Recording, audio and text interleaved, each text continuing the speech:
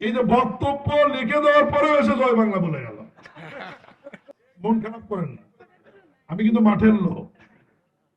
আমি কিন্তু আপনাদেরকে এমনি এমনি আজকে দাওয়াত করিনি, প্রথম শ্রেণী করার জন্য দাওয়াত করিনি, কিন্তু আজকে আপনাদের কিছু কথা বলবার জন্য দাওয়াত করেছি।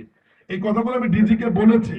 আমি কিন্তু মাঠ পর্যায়ে যাব, এবং যখন যে উপজেলায় যাব কমপক্ষে 10টা-15টা সমবায় সমিতি আমি কিন্তু ভিজিট করব। সেটা আপনাদের সহায়তা না, কিন্তু আপনারা সুন্দর করে গোছায় রাখবেন। এই যে বক্তব্য লিখে দেওয়ার পরেও এসে জয় বাংলা বলে গেল। এখন আপনাদের সমিতির অবস্থা কি বোঝেন? সমবায় সমিতিগুলোর অবস্থা কি এখন বোঝেন? এই হচ্ছে আপনাদের মাঠ পর্যায়ের অবস্থা। ওনার বক্তব্য শেষে ডিজি আমাকে দেখালো লেখা আছে খোদা হাফেজ, উনি মাঝখানে আর একটা বলে চলে গেল।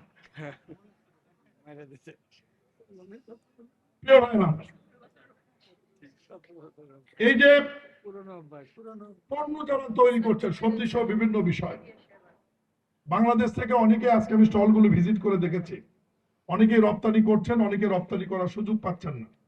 আপনি রপ্তানির ব্যাপারে আমরা আপনাদেরকে সহায়তা করব, আমাদের সহায়তা নেবেন, এবং সমবায়ীদের পণ্য যাতে দেশের বাইরে বেশি আকারে রপ্তানি করা যায়, প্রয়োজনে রপ্তানি উন্নয়ন ব্যুরোর সাথে আমরা আলাদাভাবে এমইউ করে নিয়ে যাতে তারা সার্বিকভাবে সহায়তা করে, এভাবে আমরা ভূমিকা রাখতে পারবো। এই কারণেই, কারণ রপ্তানি উন্নয়ন ব্যুরোর বর্তমান যিনি দায়িত্বে রয়েছেন উনি মাননীয় প্রধানমন্ত্রী জনাব তারেক রহমানের নির্বাচনী প্রচারণার সময় এবং শ্রদ্ধেয় দেশনেত্রী বেগম খালেদা জিয়ার যে সিএসএফ ছিল, সেই সিএসএফ সেকেন্ড হ্যান্ড কমান্ড হিসাবে মেজর সাফায়েত এখন দায়িত্বে আছে। উনি আমার খুব ঘনিষ্ঠ, ওনার সঙ্গে দরকার আলাদাভাবে আমি সমবায়ীদের বসায় দিয়ে যাতে আপনাদের পণ্যগুলো দেশের বাইরে রপ্তানির ব্যাপারে সার্বিক সহায়তা করা যায়, এই ব্যাপারে আমরা ভূমিকা রাখতে পারি।